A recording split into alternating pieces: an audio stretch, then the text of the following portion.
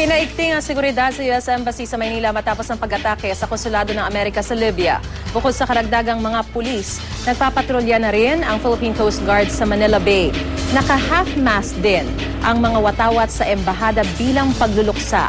Ayon naman kay Professor Kipli Wadi na Institute of Islamic Studies sa UP Diliman, ang kaguluhan ay bahagi ng Arab Spring o ang sunod-sunod na pag-aakla sa gitnang silangan na nagsimula 2 taon na ang nakararaan.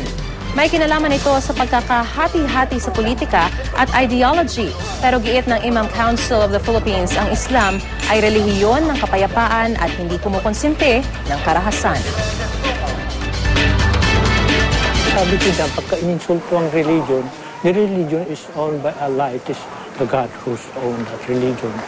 I think let Allah decide on that. Siya nang gagawa ng kung kaparusahan, kung kabutihan naman. Ang gusto ng Islam, yung peace. Sa pangalan ng Islam, peace. Their interests would be affected, you see. So that's why they're spreading what we call Islamophobia. So nag-i-spread yun, ini-spread negatively. Kino-convert into something negative, yun ang nagiging Islamophobia, yung fear of Islam.